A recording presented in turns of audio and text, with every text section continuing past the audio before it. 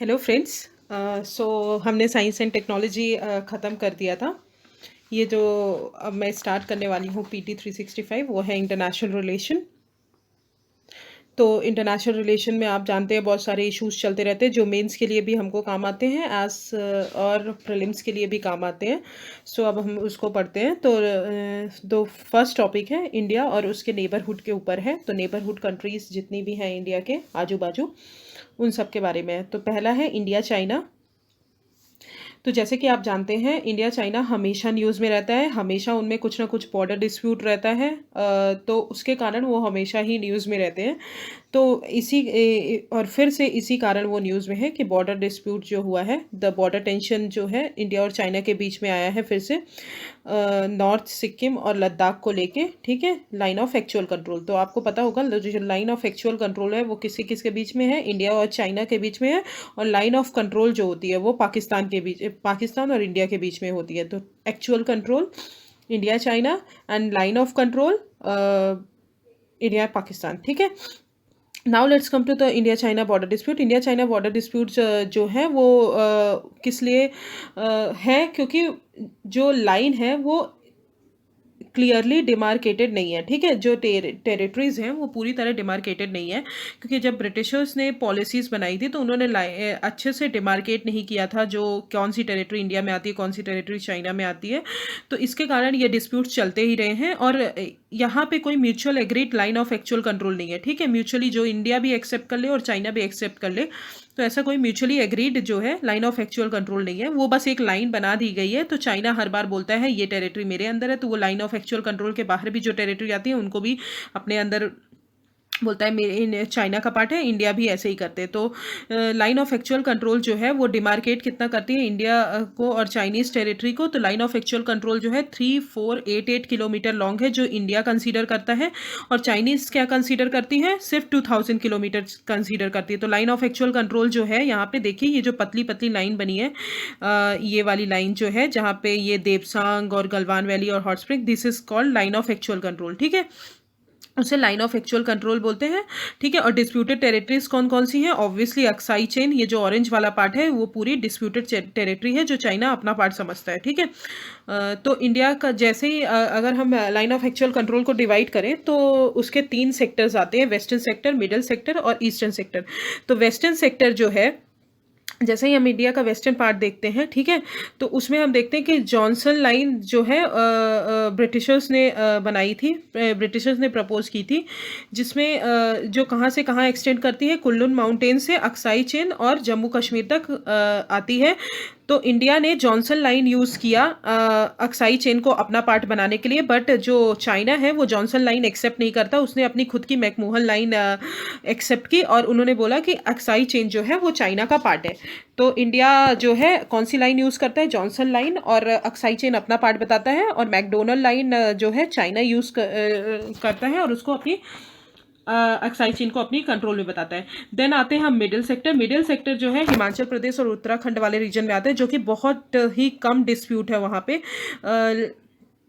क्योंकि चाइना और जो है वहाँ पे म्यूचुअली एग्रीड मैप उन्होंने शेयर कर लिया है इंडिया और चाइना ने, जिसके कारण वहाँ पे कम डिस्प्यूट्स हैं।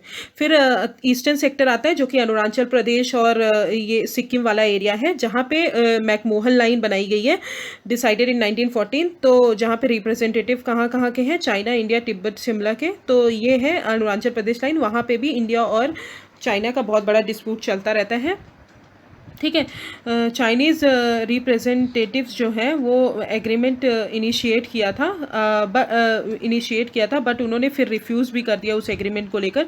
तो Tawang tract claim by China was taken over by India in 1951। तो दीज आर द डिस्प्यूट्स। तो 3 डिस्प्यूट्स आते हैं, देखिए 3 डिस्प्यूट्स आते हैं। पहला है वेस्टर्न सेक्टर में जॉनसन लाइन, जो कि जॉनसन लाइन इंडिया एक्सेप्ट करता है, जम्मू एंड कश्मीर से लेकर ये कुल्लू माउंटेन्स और ये वाला एरिया। तो जॉनसन लाइन जो है वो इंडिया एक्सेप्ट करता है और अक्साई चेन को एज उसका खुद का पार्ट बताता है, और मैकडोनल्ड लाइन जो है वो चाइना एक्सेप्ट करता है वेस्टर्न सेक्टर में ही, और वो अक्साई चेन को अपना पार्ट बताता है। फिर मिडिल सेक्टर आता है हिमाचल प्रदेश और उत्तराखंड, और जो ईस्टर्न सेक्टर आता है, उसमें आते हैं अरुणाचल प्रदेश एंड सिक्किम, जो कि उसको बोलते हैं कौन सी, मैकमोहन लाइन, ठीक है। तो this is called border dispute between India and China. Now let's come to India China water relation. अभी क्या है, चाइना ने बिल्ड कर दिया है, प्लान किया है कि वो बिल्ड करेगा run of the river project in Yarlung Zangbo, Zangbo जो वो है, क्या बोलते हैं, रिवर है, किसकी ट्रिब्यूटरी है, ब्रह्मपुत्र की ट्रिब्यूटरी है। तो उस पर, तो इसके कारण क्या है, डिबेट स्टार्ट हो गया।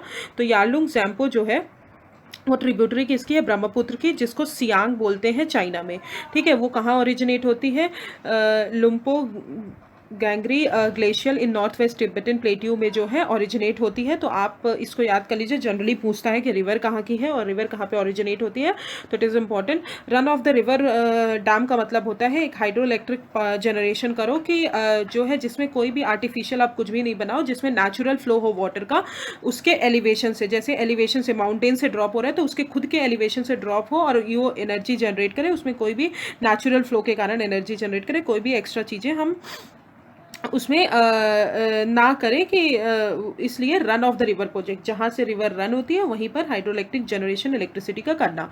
तो दिस इज कॉल्ड यारलुंग जैंपो, ठीक है। करंट जो स्टेटस है इंडिया का, जो ट्रेड बॉर्डर आता है, जो ट्रांस बॉर्डर आता है चाइना और इंडिया का, वो 2 रिवर सिस्टम से बना हुआ है। पहला है ब्रह्मपुत्र रिवर सिस्टम और दूसरा है इंडस रिवर सिस्टम। तो ब्रह्मपुत्र रिवर सिस्टम कहाँ पे, ईस्टर्न सेक्टर में है, ठीक है, जिसको रिवर सियांग बोलते हैं, कहाँ पे, चाइना पे, और उसकी ट्रिब्यूटरीज कौन सी है, सुबनसिरी, लोहित और ये सब।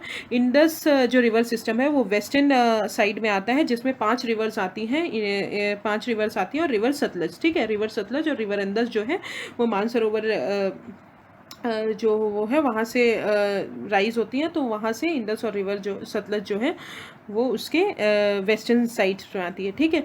कोई भी इंस्टीट्यूशनल मैकेनिज्म नहीं है इंडिया और चाइना के बीच वाटर कॉपरेशन को लेके, दैट्स वाई इतनी ज़्यादा प्रॉब्लम हो रही है कि हर बार वाटर रिलेशन जब भी चाइना बिल्ड कर सकता है, चाइना चाहता है कि वो अपना जितना भी रिवर्स का फ्लो है वो सब खुद मैनेज करे। वो तो अगर चाइना ने एक बार ब्रह्मपुत्र का रिवर का जो फ्लो है वो मैनेज कर लिया तो वहाँ से हमको पानी नहीं आएगा इंडियन सेक्टर्स में, जैसे कि इंडियन जो स्टेट है नॉर्थ ईस्टर्न स्टेट, तो वहाँ पे उनको पानी नहीं मिलेगा, तो जिसके कारण ये बॉर्डर डिस्प्यूट हो रहा है, ठीक है। तो ये रिवर्स है टिबेटन प्लेट्यू की, आप देख लीजिए इंडस और सतलज है, जो कि कहाँ, टिबेटन प्लेट्यू के मानसरोवर से ओरिजिनेट हो रही है और इधर जा रही है, ठीक है। This is called river Sutlej. Then यहाँ पे देखते हैं आप गंगा भी, गंगोत्री ग्लेशियर से राइज हो रही है और यहाँ पे बे ऑफ बंगाल में जा रही है, फिर करनाली रिवर है। देन यहाँ पे देखिए आप टिबेटन प्लेट्यू से ही जो है ब्रह्मपुत्र राइज हो रही है और इधर से मूव करके इंडिया में आ रही है, जब उसको ब्रह्मपुत्र बोलते हैं, और बे ऑफ बंगाल में जाके बांग्लादेश में जाके मिल रही है। ये हो गई इरावडी रिवर हो गई, ठीक है, इरावरी रिवर म्यांमार में जाती है। फिर साल्वीन रिवर हो गई, ठीक है। लाओस में कौन कौन सी, लाओस में So we have finished rivers of the Tibetan Plateau. Now let's come to the river system in Tibetan Plateau. तो Tibetan Plateau को थर्ड पोल बोला जाता है। क्यों थर्ड पोल बोला जाता है? क्योंकि उसका ग्लेशियल एक्सपेंशन जो है बहुत ज़्यादा हो रहा है, जिसके कारण फ्रेश वाटर रिजर्व जो है हमारे यहाँ टिबेटन प्लेट्यू में बहुत ज़्यादा पाए जा रहे हैं, ठीक है। तो 2 पोल्स कौन से हैं, Antarctica and Arctic and the third pole is Tibetan plateau. क्या है, सोर्स ऑफ 7 रिवर का है, South Asia's largest river, Indus, Ganga, Brahmaputra, Irrawaddy, Salween, Yangtze and Mekong. और जो रिवर फ्लो होती है वो कौन कौन से स्टेट कंट्रीज में होती है, Pakistan, India, Bangladesh, Myanmar, Laos, Vietnam, and from the largest river from single location, ठीक है। Estimated that 718 billion cubic metres जो है सरफेस वाटर फ्लो होता है टिबेटन प्लेट्यू से, और चाइनीज एडमिनिस्ट्रेड रीजन जो जिंगजियांग है और मंगोलिया से, इन सब रीजन से 718 बिलियन क्यूबिक मीटर्स जो है वाटर फ्लो होता है। Now let's come to the national new security law in Hong Kong. Recently China National People's Congress ने अभी अप्रूव किया है हांगकांग नेशनल सिक्योरिटी लॉ, तो अभी अप्रूव किया। तो 1 कंट्री 2 सिस्टम किससे रिलेटेड है, सबसे पहले तो आपको ये पता होना चाहिए, जनरली पूछ लेता है 1 कंट्री 2 सिस्टम किससे रिलेटेड है, हांगकांग एंड चाइना से रिलेटेड है, हांगकांग एंड चाइना से रिलेटेड है, ठीक है। तो 1 कंट्री 2 सिस्टम पॉलिसी जो है ओरिजिनली चाइना ने ओरिजिनली प्रपोज की गई थी, किसको किसको यूनिफाई करने के लिए, किसको किसको जोड़ने के लिए, चाइना एंड ताइवान को जोड़ने के लिए, बट ताइवान ने रिजेक्ट कर दिया, ठीक है। तो फिर आइडिया जो है चाइना ने फिर से शुरू किया बात किससे, ब्रिटेन और पोर्टुगल से, कि वो जो भी अपनी जो इकोनॉमीज कॉलोनीज रन कर रहे हैं उनके साथ फिर से ये आइडिया मूटेड किया गया। तो ब्रिटेन का कौन सा, हांगकांग, एंड पोर्टुगल का मकाओ, ठीक है। तो under the country two system जो है, चाइना ने हांगकांग और मकाऊ जो है था वो अपने चाइना का पार्ट करवा लिया, और भले उनके different economic and political systems थे बट वो मेन लैंड चाइना का पार्ट था, ठीक है। लाइकवाइज हांगकांग भी चाइना को रिटर्न कर दिया गया 1997 में, और मकाओ की सोवेरेनिटी ट्रांसफ़र कर दी गई 1999 में। बट दोनों रीजन्स जो हैं वो स्पेशल एडमिनिस्ट्रेटिव रीजन थे जिनकी खुद की करेंसी थी और खुद का इकोनॉमिक और लीगल सिस्टम था, बट जो डिफेंस था, फॉरेन अफेयर्स था, वो किसका था? चाइना का पार्ट था। तो इसी सिस्टम के अंदर वन कंट्री टू सिस्टम के अंदर ही हांगकांगर्स को और मकाओ को फ्रीडम ऑफ स्पीच, असेंबली सब दी गई, डेमोक्रेटिक राइट्स कुछ दिए गए, बट वो मेन लैंड चाइना में जो भी पीपल्स थे उनको अवेलेबल नहीं था, ठीक है। ये जो फ्रीडम्स दिए गए वो बेसिक लॉ के अंदर आते हैं, जिसको मिनी कॉन्स्टिट्यूशन बोला जाता है, जो कि रिलेशनशिप बताता है हमारा हांगकांग और चाइना के बीच में। बेसिक लॉ जो है वो वैलिड कितने साल के लिए? 50 ईयर्स के लिए, टिल 2047 फॉर हांगकांग और 49 के लिए मकाओ के लिए। बट बेसिक लॉ जो है अमेंड कैसे किया जा सकता है? 2/3 मेजॉरिटी इन हांगकांग लेजिस्लेचर में जितने भी मेंबर होंगे उसकी 2/3 मेजॉरिटी से बेसिक लॉ में अमेंड किया जा सकता है। तो दिस इज कॉल्ड हांगकांग। तो लेट अस रिवाइज। हांगकांग जो है हांगकांग जो वन कंट्री टू सिस्टम जो पॉलिसी है वो किसको इंटीग्रेट करने के लिए गई? चाइना को ताइवान से एक साथ करने के लिए ली गई। हांगकांग और मकाओ जो थे वो वन कंट्री टू सिस्टम के अंदर आते हैं, जिनका खुद का लीगल और पॉलिटिकल सिस्टम होगा, करेंसी सिस्टम होगा, बट वो चाइना के ही पार्ट होंगे। जो डिफेंस और फॉरेन अफेयर्स होगा वो चाइना ही डिसाइड करेगी। हांगकांगर्स को जो है वो freedom of speech and expression दिए गए हैं, कुछ डेमोक्रेटिक राइट्स भी दिए हैं जो कि चाइना के मेनलैंड पीपल्स को अवेलेबल नहीं है। बेसिक लॉ जो है वो मिनी कॉन्स्टिट्यूशन है, जिसके कारण इनका रिलेशन जो है डील किया जाता है। बेसिक लॉ वैलिड 50 ईयर्स के लिए होता है, और बेसिक लॉ अमेंड कौन कर सकता है? जो 2/3 मेजॉरिटी है किसकी? हांगकांग लेजिस्लेचर की, तो वो जो है इसको अमेंड कर सकती है, ठीक है। Now Tibetan policy and support act, अभी यूएस सीनेट ने पास कर दिया है टिबेटन पॉलिसी सपोर्ट एक्ट 2020, जो कि यूएस की पॉलिसी है ऑन तिब्बत, ठीक है। तो ये टिबेटन पॉलिसी सपोर्ट एक्ट के अंदर क्या क्या चीज़ें एड्रेस करेगा? सबसे पहले Tibet human rights, environmental rights, religious rights, ठीक है, डेमोक्रेटिक राइट्स। टिबेटन गवर्नमेंट और वो ये जो है फॉर्मली रिकग्नाइज करता है कि सेंट्रल टिबेटन एडमिनिस्ट्रेशन जो है वो लेजिस्लेटिव रिप्रेजेंटेटिव किसका है? टिबेटन पीपल को लेजिस्लेटिव रिप्रेजेंटेशन देगा, ठीक है। जो ये पॉलिसी है यूएस गवर्नमेंट ने इसमें इशू करेंगे इकोनॉमिक और visa sanction against any Chinese official, किसी भी चाइनीज़ ऑफिशियल के अगेंस्ट वीज़ा सैंक्शन लगा सकते हैं जो कि सक्सेशन ऑफ दलाई लामा के केस में इंटरफेयर करेंगे, ठीक है। ये बहुत सारे प्रोविजंस और भी इंक्लूड किया है, like environmental management, water corporation and all on Tibetan plateau, ठीक है। ये इंटरनेशनल कोऑपरेशन को बढ़ाने के लिए ऑन टिबेटन प्लेट्यू, तो इन सब के लिए। तो now Jio strategic and Jio political importance क्या होती है तिब्बत की? तिब्बत जो है world highest and largest plateau है, ठीक है, जो कवर कितना करते हैं? 2.5 मिलियन स्क्वायर किलोमीटर और 4000 मीटर्स जो है अबव द सी लेवल, ठीक है। इतना जो भी हिमालयस की सदर्न रिम है वो पूरा किस पे है? टिबेटन प्लेट्यू पे। द वर्ल्ड हाईएस्ट माउंटेन है जो कि हिमालय, ठीक है। ये क्या बफर क्रिएट करता है? जो भी कोई भी पावर बियॉन्ड तिब्बत अगर राइज हो रही है तो उनको यहाँ से एज अ बैरियर एक्ट करता है कि वहाँ से वो क्रॉस ना करें, ठीक है। द एनवायरमेंटल इंपॉर्टेंस क्या है? मेजर रोल एशियन मानसून में प्ले करता है, ठीक है, क्योंकि लो प्रेशर होता है, इसी कारण एशियन मानसून जो होता है। लार्जेस्ट जो ग्लेशियर्स है outside the 2 poles, this is called Tibetan plateau, ठीक है। तिब्बत जो है जियो स्ट्रैटेजिक प्रोमिनेंस से भी बहुत ज़्यादा इंपॉर्टेंट है, ठीक है। सुपर पावर्स थी। ब्रिटिश इंडिया जो है adopt a forward policy toward Tibet, ठीक है, for expanding her market, for खुद का मार्केट एक्सपैंड करने के लिए ब्रिटिश इंडिया ने वो किया था। और किसको काउंटर करने के लिए? जो रशियन था, रशियन जो था उसके लिए बफर क्रिएट किया था एज एन तिब्बत, तो इसके लिए भी ज़रूरी था।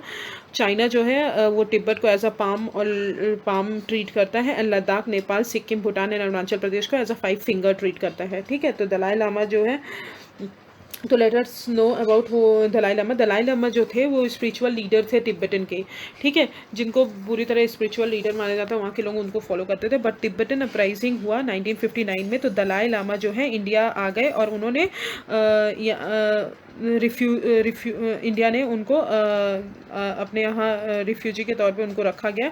दलाई लामा जो थे उसी के कारण मेन बायलैटरल कंटेंशन स्टार्ट हुआ इंडिया और चाइना के बीच। ठीक है, तो दिस इज कॉल्ड ये Tibetan policy and support act किसकी पॉलिसी है? यूएस की है। Now comes to India Taiwan. अभी इंडियन एमपीज ने इंडिया और ताइवान के जो भी प्रेसिडेंट इलेक्शन, जो ताइवान के प्रेसिडेंट इलेक्ट हुए हैं, उनमें अभी स्वेरिंग सेरेमनी में फर्स्ट टाइम वर्चुअली अटेंड किया था। बैकग्राउंड क्या है? ताइवान के साथ इंडिया का जो रिलेशन था पोस्ट इंडिपेंडेंस में वो ज़्यादा अच्छा नहीं था, क्योंकि इंडिया ने डिप्लोमेटिक रिकग्निशन किसको दिया था? चाइना को दिया था। ठीक है, फॉर द कोल्ड वॉर के टाइम पे informal ties between new Delhi और ताइवान। ठीक है, वो उस टाइम पे भी न्यू दिल्ली और ताइवान का जो था इंडिया और ताइवान का जो भी रिलेशन था वो भी अच्छा नहीं था, क्योंकि ताइवान ने यूएस की लेड ब्लॉक जो कैपिटलिस्ट ब्लॉक थी उसको फॉलो किया था और इंडिया जो है नाम फॉलो कर रहा था। ये चेंज कब हुआ? 1990s में चेंज हुआ, जब इंडिया ने अपनी पॉलिसी को रीओरिएंट किया टुवर्ड्स द ताइवान। और क्योंकि Taiwan in the face of India's domestic economic crisis and foreign policy challenges जो भी थे उसके कारण, तो इंडिया ताइवान ने अनऑफिशियल रिलेशन 1995 इस्टेब्लिश किया with India Taipei association in Taipei. ठीक है, Taipei is the capital of Taiwan. Also Taipei economic and cultural centre 1995 में फाउंड किया, जो कि जो ताइवान गवर्नमेंट थी रिप्रेजेंटेटिव ऑफिस था इंडिया में। ठीक है, ये क्या किसके लिए रिस्पॉन्सिबल? बायलैटरल रिलेशंस के लिए between the India and Taiwan regarding the areas of economic investment और इन सब चीज़ों के लिए। बट अभी भी इंडिया का कोई भी डिप्लोमेटिक ऐसा ऑफिशियली डिप्लोमेटिक रिलेशन नहीं है ताइवान के साथ, और इंडिया ने अभी ताइवान को as a independent country recognise नहीं किया है। ठीक है, तो इंडिया ने ताइवान को इंडिपेंडेंट कंट्री रिकग्नाइज नहीं किया है, तो this is Taiwan. Then India की एक्ट ईस्ट पॉलिसी जो है वो ताइवान के पॉलिसी पे ताइवान की तरफ फोकस करती है, क्योंकि Taiwan export oriented economy and जो है वो डाइवर्सिफाई करता है अपने इन्वेस्टमेंट को, और ये तो उसमें जो है इंडिया की एक्टिव पॉलिसी के अंदर आता है। ताइवान ने अभी लॉन्च किया है new south bound policy in 2016 to mark the third phase of 1994 go south policy. ठीक है, it aims to reinvigorate and expand Taiwan. तो इसका मतलब क्या है? इनका एम क्या था कि ताइवान का जो टाइज है वो साउथ एशियन कंट्रीज़ के साथ और बढ़ाने के लिए। While India was not central to the first two phases of Taiwan go south policy. ठीक है, वो जो है इंडिया जो है फर्स्ट टू फेजेस में इंडिया का उसका पार्ट नहीं था, बट उसके बाद इंटीग्रल पार्ट बन गया न्यू साउथ बाउंड पॉलिसी का। ठीक है, now let's come to about Taiwan and one child policy. Taiwan जो है ऑफिशियली रिपब्लिक किसका है? चाइना का है। ठीक है, 1949 में फॉर्म हुआ। 1949 में चाइनीज कम्युनिस्ट पार्टी फॉर्म हुई, जिसकी आर्मीज ने डिफेंड किया किसको? नेशनल फोर्सेस को, और इस्टेब्लिश किया people Republic of China. Nationalist forces जो थे वो ताइवान गए और जो है ताइवान को सेपरेट किया फ्रॉम द चाइना इन 1949 को, और फॉर्म किया रिपब्लिक ऑफ चाइना। ठीक है, both side said they represented all of the China. Initially बहुत सारे गवर्नमेंट जो थे यूएस जिन्होंने ताइवान को एज अ सेपरेटली रिकग्नाइज किया कि वो सेपरेट स्टेट है, सेपरेट कंट्री है, विद बट जैसे ही डिप्लोमेटिक रिलेशंस यूएस के हेल्ड हुए one child policy with the shift of diplomatic relation, the US held one child policy. ठीक है, according to the one child policy, any country wishing to establish diplomatic relationship with China must acknowledge there is only one China and sever all formal ties with Taiwan.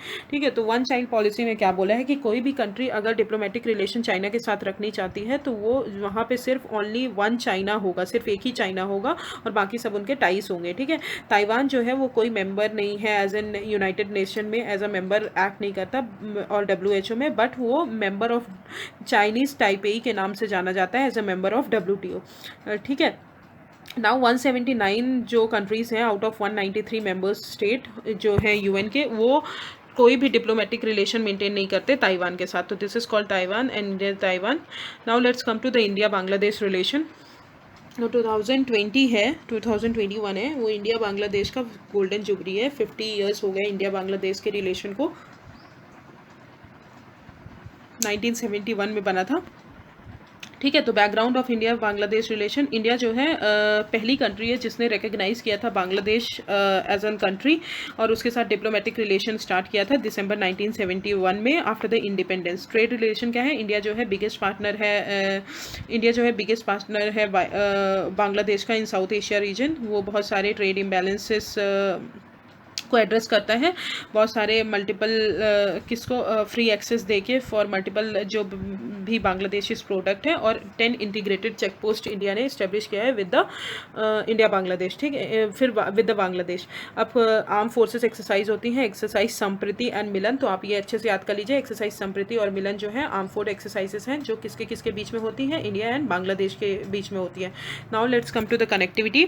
Both government जो है pre 1965 rail connectivity links India से बांग्लादेश तक किया था, but example railway link between Haldibari in India and Chilahati in Bangladesh and Akhaura Agartala rail link अभी बन रहा है। ठीक है, बोथ जो है मोटर व्हीकल एक्ट के अंदर आते हैं, जो कि BBIN है। बांग्लादेश, भूटान, नेपाल, इंडिया जो है उसके अंदर आते 2015 में बना था। किसके लिए, पैसेंजर्स पर्सनल कार्गो व्हीकल्स होते हैं उनको साउथ एशियन नेबर्स में ट्रैफिक को रिड्यूस करना। और बांग्लादेश जो है has also recently granted permission, जो है उसको परमिशन दिया गया है कि आप इनलैंड पोर्ट रूट यूज़ कर सकते हैं, ports of Chittagong and Mongla for transshipment of goods को ट्रांसशिप करने के लिए आप यूज़ कर सकते हैं। ठीक है, बॉर्डर मैनेजमेंट जो है, लैंड बॉर्डर इंडिया जो है लॉन्गेस्ट बॉर्डर शेयर करती है बांग्लादेश के साथ। ठीक है, ये किस में रेटिफाई हुआ था, लैंड बाउंड्री एग्रीमेंट 2015 और डिलिमिटेशन ऑफ मैरीटाइम बाउंड्री जो बे ऑफ बंगाल 2014 में। टूरिज्म क्या है, 35% ऑफ इंडियाज इंटरनेशनल जो है medical patient and contributes more than 50% of India's revenue from medical tourism. ठीक है, तो दिस कॉल्ड इंडिया बांग्लादेश, आप यहाँ पे देख सकते हैं। दिस इज़ बांग्लादेश जो है कौन कौन सी स्टेट्स इसको टच करती हैं, तो वेस्ट बंगाल टच करती है। ठीक है, वेस्ट बंगाल, यहाँ पे आसाम टच करती है, मेघालय टच करती है, एंड त्रिपुरा टच करती है, मिजोरम टच करता है। तो आप ये अच्छे से याद कर लीजिए, दीज आर द स्टेट्स जो भी इंडिया के स्टेट है जो बांग्लादेश को टच करते हैं। जनरली पूछ लेता है कौन कौन से स्टेट बांग्लादेश को टच करते हैं, तो West Bengal, Assam, Meghalaya, Tripura and Mizoram, these are the state जो बांग्लादेश को टच करते हैं। Now let's come to the India Bangladesh Protocol and Inland Water Trade Transit Trade. Second addendum जो है protocol on inland water transit trade sign किया गया है, जिसमें न्यू रूट्स इंक्लूड किए गए हैं और new port for call declare किया गया है। पोर्ट फॉर कॉल का मतलब होता है कि इंटरमीडिएट कहाँ पे आप स्टॉप करोगे, intermediate stop for the ships. ठीक है, शिप जो है स्टॉप होती है इंटरमीडिएट जब फ्यूल सप्लाई करती हैं। ठीक है, तो ये साइन कब हुआ था, 1972 में, 2015 में रिन्यू किया गया था। 5 इयर्स एग्रीमेंट था, जहाँ पे इनलैंड वेसल्स जो है एक कंट्री का वो डिफरेंट रूट से ट्रांजिट करेंगी अदर कंट्रीज़ में। ठीक है, Indian Myanmar Thailand trilateral highway जो है ट्रांस बॉर्डर कॉरिडोर है, जो कि क्या कनेक्ट कर रहा है, मोरे इन मणिपुर एंड माउसॉट इन थाईलैंड। ठीक है, इन दोनों को कनेक्ट कर रहा है। ये ग्रांटेड इनिशिएटिव है जो इंडिया ने किसको दिया, अपने एक्ट ईस्ट पॉलिसी के अंदर दिया है। उसका एम क्या है, आप गेट ओपन करो फॉर ओशियन और ट्रेड को बूस्ट करो। ठीक है, ये कब कंप्लीट होगा, 2021 में कंप्लीट होगा। इंडिया ने फिर प्रपोज किया है हाईवे जो extend highway to Cambodia, Laos and Vietnam. Okay, now let's come to key highlight of recent virtual summit between Prime Minister of India and Bangladesh. Border management security cooperation, both sides जो है वो finalise किए हैं कि अपनी जो boundary जो है फिक्स्ड करेंगे, जैसे कि इजमाती, कालिंदी, रायमंगोल, हरियाभंगा एंड कुशियारा रिवर्स फिर कनेक्टिविटी हल्दीवारा से चिल्हाती तक बांग्लादेश का कनेक्ट करेंगे। India, Myanmar, Thailand trilateral highway project है। वाटर रिसोर्सेस और पावर में भी कोऑपरेशन करेंगे। ठीक है, तो these are the some cooperation. Now let's come to, आप यहाँ पे देख सकते हैं जैसे कि ढाका कोलकाता है, बस सर्विस है। ठीक है, Bangladesh, China, India, Myanmar, ASEAN trilateral highway है। ठीक है, तो आप ये एक बार बहुत अच्छे से देख लीजिएगा। ये डायग्राम, ये जो मैप है वो ज़्यादा इंपॉर्टेंट है, मैप से आप ज़्यादा समझ पाएंगे। जैसे कि सितवे पोर्ट है वो कहाँ पे है, म्यांमार में। Now let's come to the India Nepal. India Nepal territorial dispute, recently Nepal ने पॉलिटिकल मैप बनाया है। इंडिया नेपाल में टेरिटोरियल डिस्प्यूट जो हुआ वो काला पानी की इशू की वजह से हुआ। तो काला पानी इशू इस किससे रिलेटेड है? इंडिया नेपाल से रिलेटेड है। तो आप अच्छे से याद कर लीजिए, इंडिया नेपाल से काला पानी इशू किससे रिलेटेड है? इंडिया नेपाल से रिलेटेड है, ठीक है। तो डिसएग्रीमेंट जो है इंडिया और नेपाल के बीच में वो किस रीजन पे हुआ? काला पानी, लिपू लेक, लिम्पदुरिया, और जो कि सारी कहाँ पे? उत्तराखंड में, और सुस्ता जो है वो बिहार में है, ठीक है। तो दिस इज कॉल्ड द काला पानी इशू। यहीं पर ये टेरिटरी के कारण, इसी के कारण वो हुआ। काला पानी जो है लार्जेस्ट टेरिटोरियल डिस्प्यूट है इंडिया और नेपाल के बीच में, ठीक है। ये eastern most sector of Uttarakhand में लोकेटेड है। ट्राई जंक्शन किसके किसके बीच में है? चाइना, इंडिया और नेपाल के बीच में ट्राई जंक्शन है, ठीक है। नाउ हाँ, तो यहाँ पे देखिए इंडिया नेपाल जो बॉर्डर है अप्रॉक्सीमेटली 1800 किलोमीटर है, और नेपाल जो है कौन कौन सी स्टेट्स को टच करता है? वेस्ट बंगाल, उत्तर प्रदेश, उत्तराखंड, बिहार एंड सिक्किम। नेपाल के साथ it was after peace and friendship treaty 1950, that was जो कि दोनों कंट्रीज़ ने ओपन बॉर्डर एनकरेज किया था, ठीक है। ओपन बॉर्डर मतलब फ्री और अनरिस्ट्रिक्टेड मूवमेंट कर सको आप पीपल का और गुड्स का दोनों कंट्रीज़ के बीच में। तो ओपन बॉर्डर वो किया था क्योंकि इसके कारण क्या होगा? सोशल और ट्रेड कनेक्टिविटी होगी बिटवीन द टू कंट्रीज़, जिसको रोटी बेटी का रिश्ता भी बोला जाता है, ठीक है। तो रोटी बेटी का रिश्ता किसके साथ है? इंडिया और नेपाल के साथ है। नाउ कम टू सुस्ता इन बिहार जो है वो बैंक ऑफ रिवर गंडक है। रिवर गंडक अपना कोर्स हमेशा चेंज करती रहती है, जिसके कारण ये इशू हुआ, ठीक है। नेपाल जो है 1816 में ट्रीटी ऑफ सगौली हुआ था, जो ब्रिटिश गवर्नमेंट ने साइन किया था, ईस्ट इंडिया कंपनी ने साइन किया था विद नेपाल, जिसमें एक ओनली ऑथेंटिक ट्रीटी यही है, जिसके कारण सारे बाउंड्रीज जो है हमारे डिवाइड हुए हैं। तो अंडर द प्रोविजन सगौली जो ट्रीटी है, नेपाल ने सिक्किम, कुमाऊं, गैरवाल और वेस्ट तराई रीजन जो है ईस्ट इंडिया कंपनी को दे दिया था। रिवर मेची जो है ईस्टर्न बॉर्डर बनी with India, while river Kali जो है demarcated as a north western boundary, ठीक है। ट्रीटी ऑफ सगौली जो थे गंडक रिवर को एज एन इंटरनेशनल बाउंड्री बताई बिटवीन इंडिया एंड नेपाल, जिसके कारण इतने इशू हो रहे हैं, ठीक है। Nepal consider the source of Kali river near Limpiyadhura, ठीक है, which is higher in latitude than the rest of the river flow, और thus all the three areas Limpiyadhura, Lipu Lekh and Kala Pani are consider to the east of river Kali. India जो है क्या करता है कि काला पानी को एज एन जहाँ पे रिवर बिगिन होती है उसको लेता है, क्योंकि इंडिया जो है सगौली ट्रीटी जो कि काली originate in spring well below the Lipu Lake Pass, ठीक है, and Sagoli Treaty does not demarcate the area north of these streams. So now let's come to the Pancheshwar dam project which is very important। तो India और नेपाल के बीच में क्या है? Pancheshwar dam project, ठीक है। तो इंडिया जो है it is the by national project है, जो कि एनर्जी प्रोडक्शन के लिए और इरीगेशन प्रोवाइड करने के लिए दोनों कंट्रीज़ के लिए बनाया गया है, ठीक है। रिवर कौन सी रिवर के ऊपर है? महाकाली रिवर के ऊपर है। तो पंचेश्वर डैम जो है वो इंडिया और नेपाल के बीच में है, ठीक है। एनर्जी प्रोडक्शन के लिए बनाया गया है। कौन सी रिवर के ऊपर है? रिवर महाकाली के ऊपर है, ठीक है। ट्रीटी जो है जिसको महाकाली ट्रीटी भी बोलते हैं, जो कि महाकाली रिवर का डेवलपमेंट करेगी, ठीक है, जिसमें बैराजेस बनाएगी, पंचेश्वर डैम बनाएगी और ये सब। तो अदर जो इंपॉर्टेंट प्रोजेक्ट्स हैं वो कमला बागमती मल्टीपर्पज़ प्रोजेक्ट है, सप्तकोशी हाई डैम प्रोजेक्ट है और करनाली मल्टीपर्पज़ प्रोजेक्ट है। तो ये आप नेम्स अच्छे से याद कर लीजिए कि ये प्रोजेक्ट कौन कौन सी कंट्रीज़ के बीच में है। तो ये इंपॉर्टेंट है कि इंडिया नेपाल के बीच में ये सारी ट्रीटियाँ। इंडिया नेपाल की फ्रेंडशिप ट्रीटी पे आते हैं।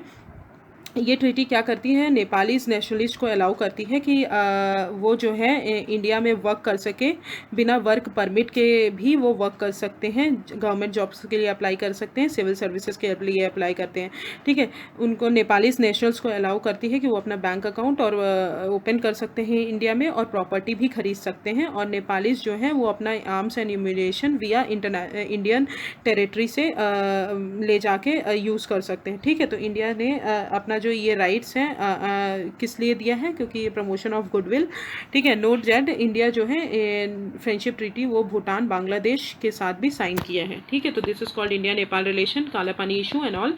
Now come to the India Pakistan. Gilgit Baltistan issue जो है बहुत ज़्यादा न्यूज़ में था, पिछले साल से ही न्यूज़ में था, तो आपने पढ़ा होगा पिछले साल भी PT 365 में, बट इस बार देखते हैं। इंडिया ने अभी स्ट्रॉन्ग प्रोटेस्ट किया है against the Supreme Court order of Pakistan. Gilgit Baltistan region. Gilgit Baltistan region जो था, रीजन जो है वो किसका है? Erstwhile prince state Jammu Kashmir का था, जो कि पाकिस्तान के कंट्रोल में आ गया था नवंबर 1947 में, जब कश्मीर का इन्वेजन हुआ था। ठीक है, उन्होंने रीनेम किया उस रीजन को, क्या? Northern area of Pakistan. ठीक है, और उसको किसके कंट्रोल में ले लिया? पाकिस्तान के कंट्रोल में ले लिया, पाकिस्तान गवर्नमेंट के अंदर आ गया कराची एग्रीमेंट के द्वारा। ठीक है, फिर after the Gilgit Baltistan empowerment and self governance order 2009 northern areas, ठीक है, उसके नॉर्दर्न एरियाज जो है उसको क्या नाम दे दिया? गिलगित बल्तिस्तान नाम दे दिया, और उसको लेजिस्लेटिव काउंसिल और असेंबली भी प्रोवाइड कर दी। अब 2009 ऑर्डर का अमेंडमेंट हुआ 2018 में। ठीक है, 2018 ऑर्डर ने दिया कि जीबी जो है as an 5th province introduce किया गया और इंटीग्रेट किया गया विद फेडरल पाकिस्तान के साथ। ठीक है, तो और अदर 4 रीजन्स कौन कौन से? Balochistan, Khyber, Punjab, Sindh and other 4 provinces थे पाकिस्तान के। तो गिलगित बल्तिस्तान रीजन ये है, देख लीजिए आप, यहाँ पे है। ठीक है, जम्मू एंड कश्मीर यहाँ पे है, ये है PoK and Ladakh, then Aksai Chin. ठीक है, तो दिस इज और ये क्या है? लाइन ऑफ कंट्रोल, जो डैश लाइन है, this is called line of control. ठीक है, तो दिस इज ठीक है, बट 2018 में उसको लिमिटेड फंडामेंटल राइट्स दिए गए और उसको कोई कॉन्स्टिट्यूशनल राइट्स नहीं दिए गए जीबी रीजन्स को। तो ये था 2018 का order. Now come to the importance. क्या था? स्ट्रेटेजिक लोकेशन है जीबी जो है, वो इंटरसेक्शन कौन कौन से पॉइंट में है का इंटरसेक्शन है? इंडियन सब continent, China and central Asia. Large territory है, जो टेरिटरी है गिलगित बल्तिस्तान की, वो 5 टाइम्स ज़्यादा है as comparison to Pakistan occupied Kashmir. Water और एनर्जी सिक्योरिटी बहुत प्रोवाइड करे। सियाचिन ग्लेशियर जो है वो गिलगित बल्तिस्तान रीजन में सिचुएटेड है। ठीक है, रिवर इंदस का सोर्स बहुत ज़्यादा है, वहीं से होके पाकिस्तान को जाती है। जो सीपेक है वो कहाँ से पास होता है? गिलगित बल्तिस्तान से रीजन से, जिसके कारण इंडिया जो है वो belt and road initiative CPEC को ज्वाइन नहीं कर रहा है। ठीक है, now let's come to the additional information. जो इंडिया के, जैसे चाइना की जो बॉर्डर्स है इंडिया के साथ, वो 3 पार्ट में डिवाइडेड है, ऐसे ही सेम जो पाकिस्तान की बॉर्डर है वो भी 3 पार्ट में डिवाइडेड है।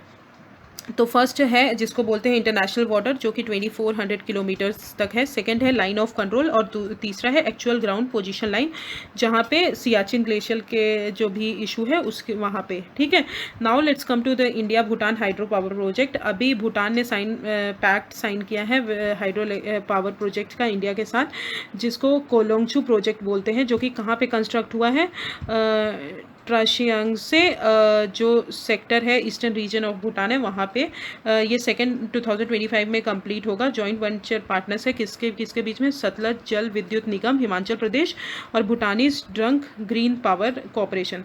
जो खोलोंगचू प्रोजेक्ट है वो 4 एडिशनल प्रोजेक्ट जो है वो एग्रीड हुए थे 2015 में, उसी का एक पार्ट है। अदर 3 जो हैं वो बुनखा, वांगचू एंड चमकरचू। ठीक है, तो these are the project. India Bhutan की 80 टेरिटरी जो है वहाँ पे इंडिया जो है रोड प्रपोज की है बिल्ड करने के लिए। Now let's come to China's makes a new claim in eastern border with Bhutan. ठीक है, चाइना ने अटेम्प्ट किया है कि वो क्या स्टॉप करेगा? यूएनडीपी का जो ग्लोबल एनवायरनमेंट फैसिलिटी फंडिंग है फॉर साक्तेंग वाइल्ड लाइफ सेंचुरी। ठीक है, तो साक्तेंग वाइल्ड लाइफ सेंचुरी कहाँ पे है? इंडिया चाइना में है। ठीक है, कहाँ पे? चाइना में नहीं है, भूटान में है, जिसके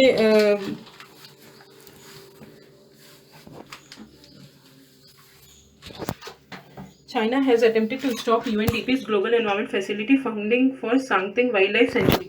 ठीक है, चाइना ने अभी बंद कर दिया है क्योंकि Sangteng wild life sanctuary, claiming it was a disputed territory but was overruled. ठीक है, तो चाइना ने क्या किया है अभी? अटेम्प्ट किया है कि वो स्टॉप करेगा जो भी ग्लोबल एनवायरनमेंट फैसिलिटी आ रही है, फंडिंग आ रही है उसके द्वारा सांगतेंग वाइल्ड लाइफ सेंचुरी के, भूटान में है, कि वो जो है वो डिस्प्यूटेड टेरिटरी है। ठीक है, भूटान जो है हमेशा साइलेंस मेंटेन करा रहा।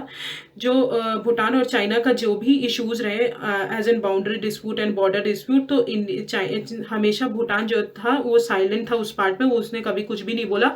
तो it does not have any कोई भी फॉर्मल डिप्लोमेटिक रिलेशन नहीं है चाइना के साथ भूटान का। ठीक है, तो दिस इज कॉल्ड चाइना ने इंडिया जो है कंसर्न है जो that Chinese presence in Doklam and other areas near Bhutan, ठीक है, क्योंकि अगर वो भूटान पे ढोकलाम पे वो कर लेंगे, कब्जा कर लेंगे, अगर ढोकलाम को एज एन चाइना का पार्ट बता दिया तो फिर वो नॉर्थ ईस्टर्न रीजन में इजीली एंटर कर सकते हैं, ठीक है। तो दिस इज ढोकलाम इशू। ढोकलाम इशू क्या है, ट्राइजेंशन में किसके किसके सिचुएटेड है, इंडिया, चाइना एंड भूटान के ट्राइजेंशन में सिचुएटेड है, ठीक है। और विच वन सेकेंड, ठीक है, Doklam trijunction, India Bhutan friendship treaty 2007 में जो कि बोथ साइड्स कोऑपरेट करेंगे closely with each other to issue relating to their national interest. Now come to South Asia energy security, जो कि हमारे मिनिस्ट्री ऑफ एक्सटर्नल अफेयर्स ने सेटअप की है, ठीक है। साउथ एशिया एनर्जी सिक्योरिटी किसने सेटअप की है, मिनिस्ट्री ऑफ एक्सटर्नल अफेयर्स ने सेटअप की है। ये एक कंसोर्टियम है एनर्जी सेक्टर एनर्जी सेक्टर को प्रमोट करने के लिए। बहुत सारी गवर्नमेंट्स जो है साउथ एशियन रीजन की वो पार्टिसिपेट करेंगी अंडर दिस एग्रीमेंट, जो कि energy sustainable energy source provide करेगा with to the South Asian region, ठीक है। इसमें कंसोर्टियम जो है कौन कौन मेंबर्स हैं, United state department of energy जो है यूनाइटेड स्टेट का, और 3 अदर नेशनल लेबोरेटरीज हैं जिनको बोलेंगे Lawrence Berkeley national laboratory and the national renewable energy and Pacific north west national laboratory. इसका एम क्या है, ऑब्वियसली रिसर्च एनालिसिस करना, एनर्जी पे फोकस करना, अपॉर्चुनिटीज प्रोवाइड करना साउथ एशियन रीजन में, ठीक है। क्रिटिकल इंफ्रास्ट्रक्चर, क्रिटिकल इंफॉर्मेशन जो भी है वो भी प्रोवाइड करना with the government support to strategic investment. फिर contribute towards achieving goals of ASEAN, enhancing growth and development through energy edge, ठीक है। तो एशिया एज प्रोग्राम के अंदर जो भी गोल्स हैं उसको अचीव करना, जो कि यूनाइटेड स्टेट्स का प्रोग्राम है। एशिया एज जो प्रोग्राम है वो किसका प्रोग्राम है, यूनाइटेड स्टेट का प्रोग्राम है, जिसमें क्या करना है, गवर्नमेंट को सपोर्ट करना है growth of sustainable to Indo Pacific region. अब हम आते हैं South Asian region. South Asian region में जो है कौन कौन सी कंट्रीज आती हैं, जो हिमालयन रेंज से इंडियन ओशन के बीच में जितनी भी कंट्रीज आती है, नॉर्थ साउथ के बीच में, एंड जनरली ईस्ट वेस्ट में अगर हम देखें तो गंगा और इंडस रिवर के बीच में, तो मेनली नेपाल। मेनली कौन कौन सी कंट्रीज है, Afghanistan, Pakistan, Nepal, India, Bangladesh, Bhutan, Myanmar, Sri Lanka and Maldives. तो दीज आर द कंट्रीज जो है साउथ एशियन रीजन के अंदर आती है। ये जो है वर्ल्ड पॉपुलेशन का क्वार्टर है, ठीक है, और मेजर एनर्जी कंज्यूमर्स है, ठीक है, जिनका एनर्जी जो है कंजम्पशन है वो 1991 से 2000 तक में 58% था, और अनदर 40% इंक्रीज हो जाएगा नेक्स्ट 3 डिकेड्स में, ठीक है। तो these are the multilateral initiative of in South Asia for energy cooperation. South Asian जो रीजनल इनिशिएटिव है एनर्जी इंटीग्रेशन, लॉन्च कब हुआ था, 2000 में लॉन्च हुआ था। किस लिए लॉन्च हुआ था, एनर्जी प्रमोट करने के लिए, एनर्जी सिक्योरिटी बनाने के लिए, इन्वेस्टमेंट बढ़ाने के लिए, ठीक है, क्लीन सोर्स बनाने के लिए, जिसमें कितनी कंट्रीज हैं, 8 कंट्रीज हैं। तो पूरी साउथ एशियन रीजन की जो कंट्रीज हैं वो है एक्सेप्ट म्यांमार को छोड़ के बाकी कंट्रीज हैं, ठीक है। SAARC framework agreement for cooperation electricity for energy cooperation, जो कि साइन किया गया है, सार्क के जितने भी मेंबर्स स्टेट्स हैं उन्होंने ज्वाइन किया है। South Asia sub regional economic cooperation operation plan 2016 to 2015, वो भी एनर्जी एज अ की प्रायोरिटी जो है उसमें इंक्लूड किया है। उसके मेंबर कौन कौन से हैं, Bangladesh, Bhutan, India, Maldives, Myanmar, Nepal and Sri Lanka. Now India Bhutan ने अभी हमने बताया कि कोंगलोचू प्रोजेक्ट जो है वो 4 प्रोजेक्ट्स के अंदर आता है, इंडिया भूटान का है, 50-50% ज्वाइंट वेंचर है, ठीक है। इंडिया एनर्जी, इंडिया भूटान ने अभी hydro electric power generation trade जो है वो किया है। इंडिया नेपाल इलेक्ट्रिसिटी ट्रेड जो है both sine power trade agreement in 2015। Mahakali river issue Pancheshwar multipurpose project India और नेपाल के बीच में है, ठीक है। बांग्लादेश के साथ क्या क्या MOU साइन किया है अभी पावर के लिए। इंडिया म्यांमार जो है अभी मोरे से तामू जो है ट्रांसपोर्ट इलेक्ट्रिसिटी ट्रांसपोर्ट करें from India to Myanmar. Now let's come to India Maldives bilateral relation. Air bubble अभी रिसेंटली इंडिया ने कोविड-19 के पैंडेमिक के कारण अभी बहुत सारे आइलैंड नेशन को हेल्प किया है। तो एयर बबल एग्रीमेंट क्या है, एयर बबल एग्रीमेंट जो है ट्रांसपोर्ट बबल एग्रीमेंट है, एयर ट्रेवल एग्रीमेंट है, जो कि टेम्परेरी अरेंजमेंट है बिटवीन द 2 कंट्रीज की वो जितनी भी कोविड-19 के कारण जो भी फ्लाइट सस्पेंड हो गई है तो वो कमर्शियल पैसेंजर सर्विसेज स्टार्ट करें, इंटरनेशनल फ्लाइट स्टार्ट करें, ठीक है, रीस्टार्टिंग कमर्शियल पैसेंजर सर्विसेज, ठीक है, कमर्शियल पैसेंजर सर्विसेज स्टार्ट करें कोविड-19 के उसमें। ये क्या है, रेसिप्रोकल इन नेचर है, मतलब सारी दोनों एयरलाइंस जो है वो कंट्रीज सिमिलर बेनिफिट एंजॉय करेंगी। ठीक है, इंडिया ने साइन किया है air bubble agreement other countries के साथ भी, for example Afghanistan, Canada, France, Germany, Maldives, Qatar, UAE and United Kingdom and USA etcetera. इन सब के साथ अभी यूएस ने $500 मिलियन असिस्टेंस प्रोवाइड किया है किसको, ग्रेटर माले कनेक्टिविटी प्रोजेक्ट के लिए।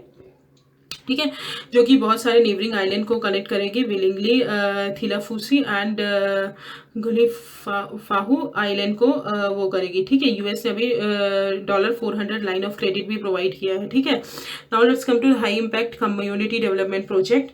ये एक प्रोजेक्ट है जिसका high level community impact participation है। किस किन एरियाज में, income generation, health, education, gender, इन सब में इंडिया ने साइन किया है ये high impact community development project other countries के भी साथ भी, like Afghanistan and Bhutan.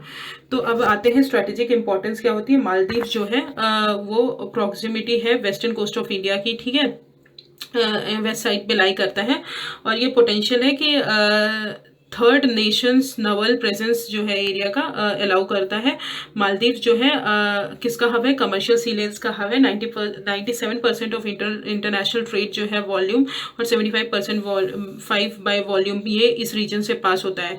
India का एम्बिशन है कि नेशनल सिक्योरिटी प्रोवाइडर जो है India in Indian ocean region, और ये जो है हमको हेल्प करेगा मालदीव्स के साथ डबल टाइज बनाने में। ठीक है, चाइना जो है अपना एक्सपैंड कर रहा है footprint in Maldives also by opening embassies on all.